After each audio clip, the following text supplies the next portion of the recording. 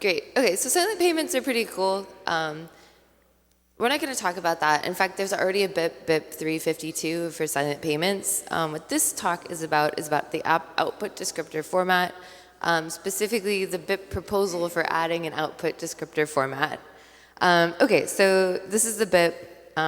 It's called add SP output descriptor format for BIP 352, which is the BIP number for silent payments.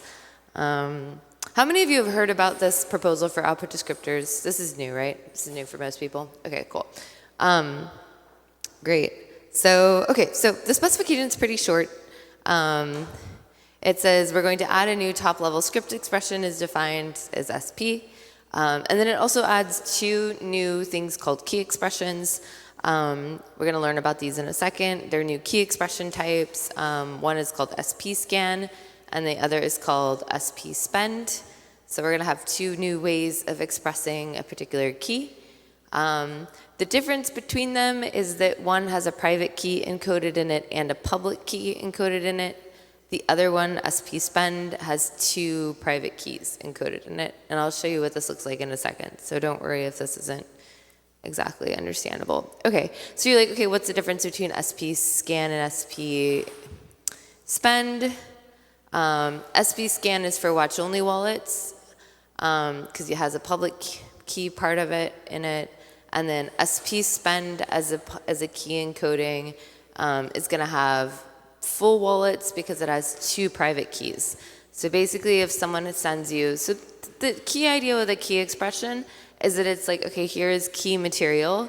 This will either let you identify coins that have been locked up to this particular information, or it will let you both identify them and also spend them. But I'll get into this a little more explicitly. Okay, so let's just go back to like, okay, what are we talking about? We're talking about this SP thing. So SP is short for silent payments. So basically, when you have a descriptor, what the whole point of having an output descriptor is that it's like, here's a description of what an out point in Bitcoin might look like on chain. And it's a way that if you have this description of what an out point or output might look like, you're then able to go and find them across all of the out points that exist in Bitcoin currently, both past ones that have been spent and ones that are eligible to be spent. And the whole goal of this is that your wallet will be able to identify coins that they're either interested in keeping track of when they're spent versus not, and maybe additionally able to spend those outputs, if that makes sense. So we basically need a way of writing down, these are outputs that I'm interested in, and here's information that you would need in order to be able to spend them in some cases.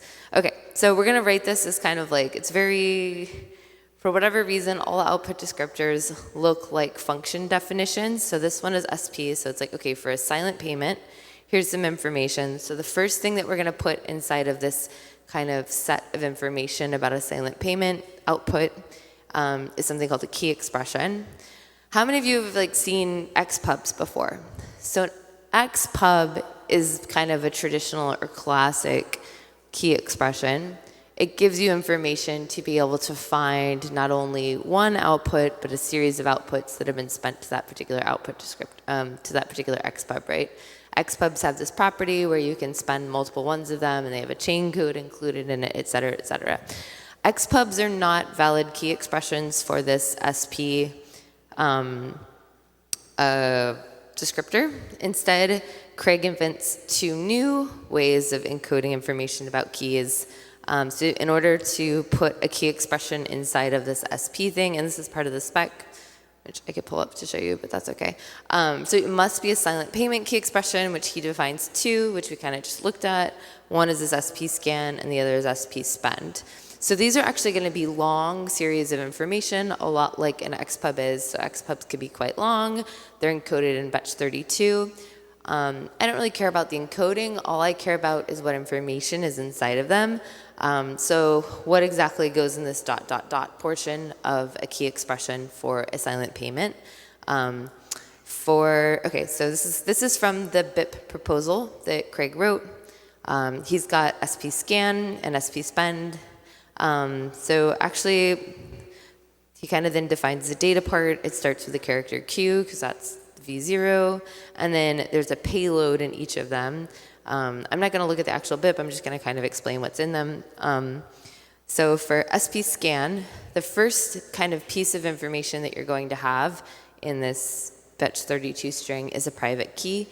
This is going to be something called the scan key. For silent payments, there's basically two keys involved in each one. One is a scan key. That's what allows you to go through every single out point and figure out whether or not it belongs to your wallet.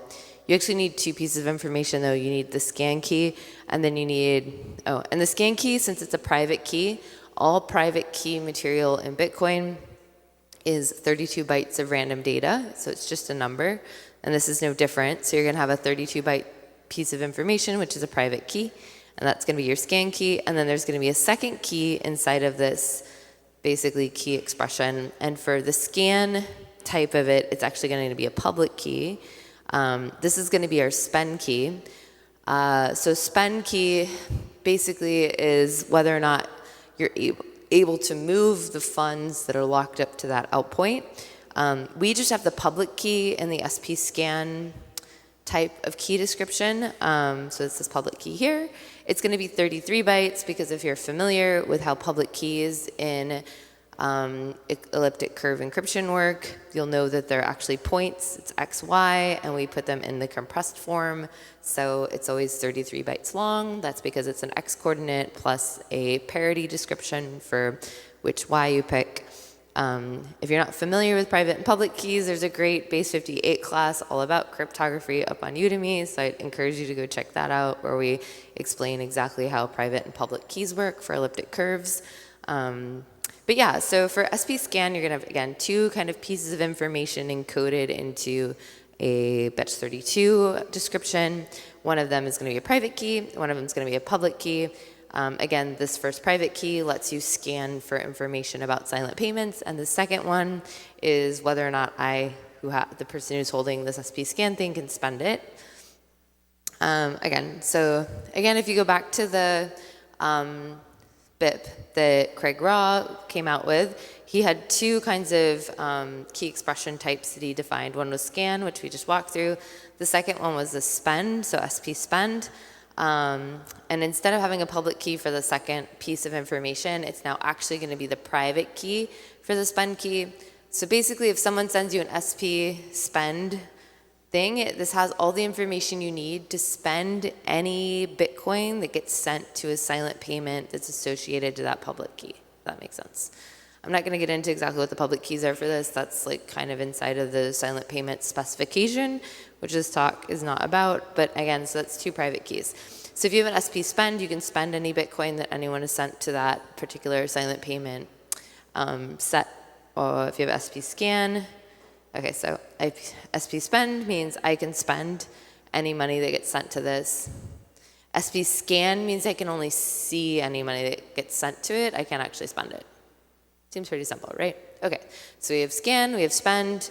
That's the first part. Okay, so we're kind of defining a silent payment. The first part is like, here's all the data that you need in order to identify these out points on chain, and optionally spend them if I provide the secret key for it. Craig also defines two additional pieces of information that you can optionally add. This actually might be like one critique I have, but that's okay. One is he calls them the birthday, and then he calls them a set of labels. So let's get into what this is. Birthday. So a birthday is a description of when when you started sending Bitcoin to the silent payment address, if that makes sense. So this is going to be a block height. In this case, so for example, it would just look like a number, like the block 840,000. Cool. So basically, this is a way, whenever you're making a silent payment address, one of the more complicated and complex pieces of silent payments is that it requires a decent amount of computation using that spend key and that scan key that you identified in the key expression. There's a lot of computation that goes into scanning every out point and doing an ECDSA, like an ECDH, so elliptic curve Diffie-Hellman calculation for every single out point, to check if basically you're able to spend it. So that's kind of work that's outside of the descriptor, and you can use the information in the key expression in order to cut down on the amount of work that your wallet has to do to identify silent payment out points that belong to your wallet. Craig is suggesting in the BIP for the descriptor that you can optionally annotate it with a block height from which to begin scanning. So basically, by having a birth, that's why they call it a birth date, you're like, okay, I know that I didn't generate this silent payment key set until block 840,000. So whenever my wallet is going to start scanning for any potential out points that match the silent payment descriptor, I will only start at the birth date that's included in the descriptor. So it's basically a way of cutting down on the amount of work that a wallet might need to do by including a birth date. I believe it's optional. You could just include, do I have it? No, I don't. You could just include a key expression, and that would be a valid output descriptor. Or you can add a birth date like that. So just an example, this would be a valid output descriptor according to the BIP that Craig is proposing. So you would have your key material that gives you all the information you need to find it, and then you would have a birth date. So it's saying don't start scanning for these out points until this block and after. Cool, so that's birth date. I have a lot of time, that's fine. I'm not gonna use it all. Okay, so then the last piece of this is another optional thing that you can add, and these are called labels. I didn't know what a label is. I have to be honest, I had not looked into what silent payments are really until I told Craig that I would present his descriptor bit for him. So I was like, great, I have to figure out what a label is. Is there anyone here who knows what a silent payment label is? Same. Okay, so in order to figure out what this is, we have to go to the actual BIP that defines silent payments, which is BIP 352. So I did the find for you by doing, control find. I found this whole section on labels. Check that out. They define what a label is. Okay, let's focus on the important pieces, which is this piece right here. Bob may wish to differentiate incoming payments. So the idea with silent payments is that you basically have like two kind of private numbers. You have a scan key, which is private, and then you have a spend key, which is another private thing. If I give you the scan key and the public key version of my spend key, anyone can find it. If I give you the scan key, which is always private, and the private spend key, then you can spend my money. But generally, let's say that I want to give one to my friend Janet, and I want to give one to myself, so when I send myself money, and I want to know when Janet is sending me money to my silent payment address versus when me, Nifty, is sending myself money to my silent payment address, right? In the spec, they say you might just come up with two different ones, so your wallet might have two different silent payment things, but that becomes computationally intensive, is what they say. So the way to get around that is this concept of a label. I'm not going to go into how the labels work, but basically, again, the idea is you want to determine the source of an incoming payment.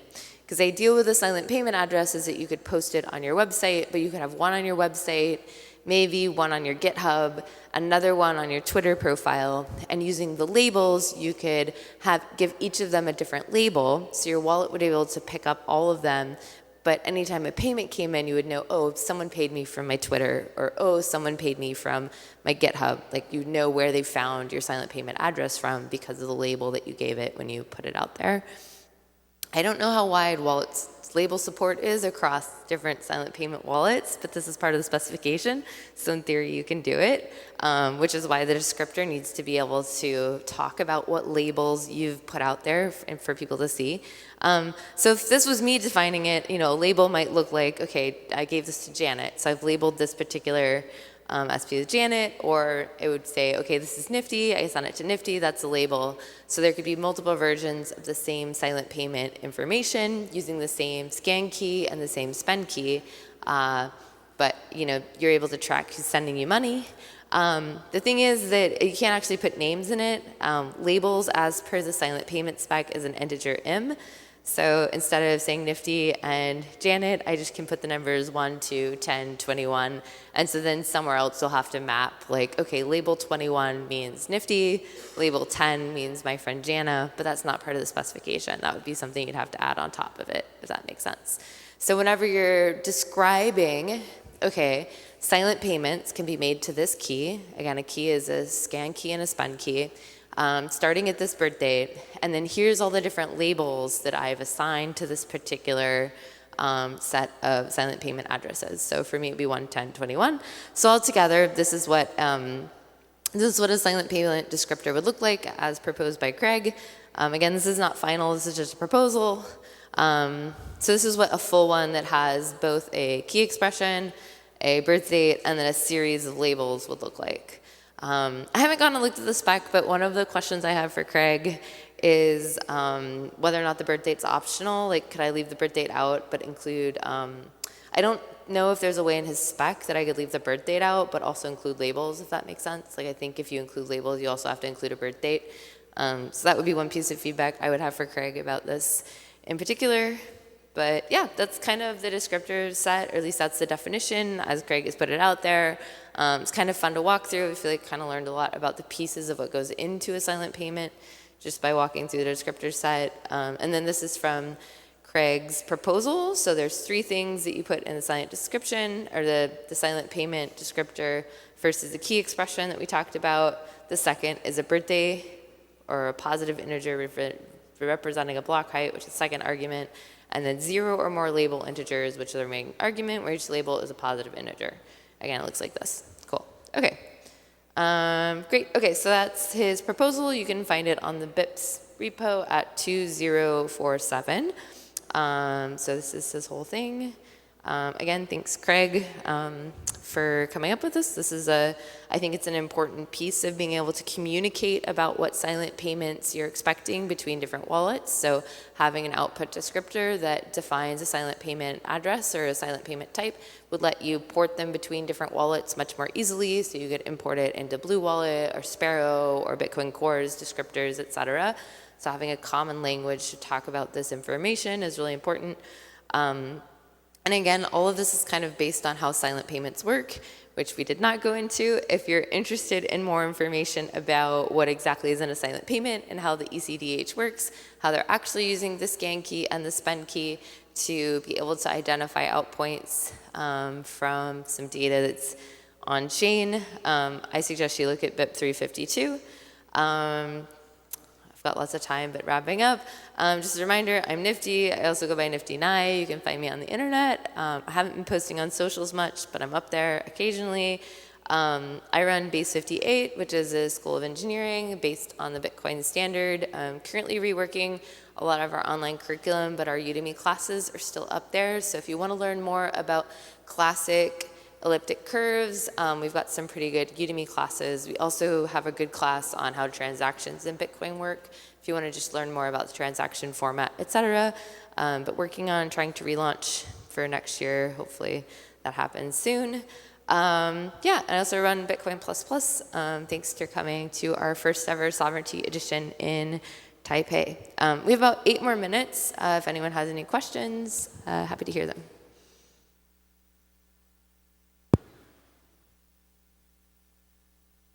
Thanks, Nifty. Might be out of scope, but do you know if there's any plan to be able to derive the scan private key from the spend private key, like deterministically? Yeah, that's a great question. I think they have to stay separate. And I can pull up, I mean, if you want to be, let me see if I can find I don't have a link to the BIP, do I? BIP, that would be handy. BIP 352, there it is, that's this one. Is there a way to full screen this? There's got to be a way to full screen this. There we go. Does that work? Kind of. Okay, so this is the silent payments BIP, which I have not completely read. I shouldn't admit that on camera. It's okay. So the whole idea of, like, so if you dig into the math of how these work, you want them to be separate. So you could use them, they could be the same thing. And in fact, the original proposal, if you look at the simple case, this integer A, I think, discovers, no, that's not it. Okay, so in the original, like, kind of the simplest case of private payments, there's this public key B. So this is kind of the piece that belongs to what you're defining in the silent payment descriptor is B. So here they say public key B. Public key B would have little case b, which is the private key to the public key. You could, this is the absolute simplest, like, description of these keys, you could just have a single key that would allow you both to scan. You would use it both for scanning and spending, if that makes sense. So it's the same. That is an undesirable property if you want to have a watch-only wallet. So further down in the specification, they actually define a spend and scan key as separate items. So they update that original. So this is like the original extremely simple equation that they use to generate public keys to send Bitcoin to from a silent payment address. You can make it more complicated in the case that you also want it to, if you want to separate out the key that lets you identify the out points from the key that lets you spend the out points. So now you need two keys. One is the key that lets you identify them, and the other is the key that lets you actually spend them. In this case, it updates basically the, kind of compare these, it's sort of hard to do. So in the original equation, no, that's not, hang on, sorry. In the simple case, your spend key basically is here. So this component of the equation is what lets you spend the Bitcoin. You make a hash, which this is basically the Schnorr signing algorithm. It usually has, I forget what this is called. I think this is called the commitment or the challenge, where you have a hash that you're multiplying times G. And so it also gets kind of hashed in here. The biggest difference when you have a spend and a scan key is that now you have your spend key is still what's being added at the front. So that's what lets you spend it. Does that make sense? That's like your secret key that if anyone has the secret to that, they can spend it. And instead of including your spend key in the hash, you're now including a separate key, which is the scan key, if that makes sense. So basically you kind of have two different keys. The scanning key gets added to the hash, but because it's hashed in, it doesn't have any value in terms of unlocking the funds. It just helps you identify them. And then the piece that actually lets you spend the money is this first component, and so they're separate. So if you want to look for them, you must know what the input to the hash was. One of those components now becomes the public side of the scan key. But yeah. I don't know why you need to know the private. I think, yeah, and they kind of have this thing in here where you can detect it by, you need the hash of the, oh, it's a multiplier, that's why. Basically, you need the private piece of the scan key in order to identify them, though.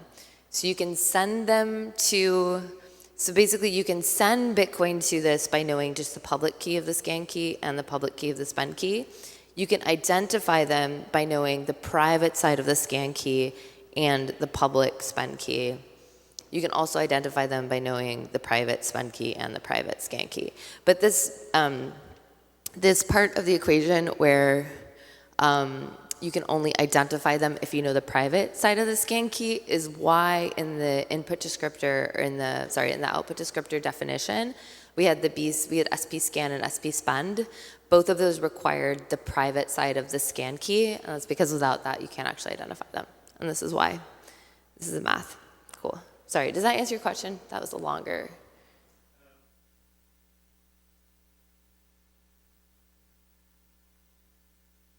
Yes.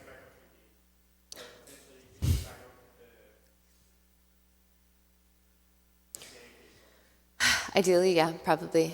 But you wouldn't want to, if you have the spine key and you're driving the scan key, yeah, this is beyond my pay grade at this point. But yeah, you're right. If you had a way of deriving the scan key from the spend key, then you wouldn't need to encode both of them in the descriptor, right? Because you would need to communicate that, it would be implicit. So maybe that's something to contribute back to the descriptor spec, yeah. Hi. Yeah. So I just have a comment. You asked a question for Craig about optional birthday, right? So since labels are numbers, probably it can't be, right? There's no way to distinguish whether it's a label or a birthday. You're saying with making, so basically my question was like, could we make the birth date optional and also include labels, right? And I think you're right, because it's all the same type. I don't know, something to think about. I don't think leaving birth dates out is necessarily desirable, but cool. Any other questions? We've got like another minute and a half. This is the whole specification for silent payments. Fun fact, silent payments require Schnorr, so they wouldn't be possible without Taproot. For those of you who know much about the upgrade path on the cryptography stuff, we added Schnorr with Taproot. And I don't think you can't do the math that they're doing to make and have this all work prior to Taproot outputs. So silent payments must be Taproot outputs. It's kind of cool. Anything else? Any other questions? Okay, I will cede the floor a minute early. Thank you for coming. Great.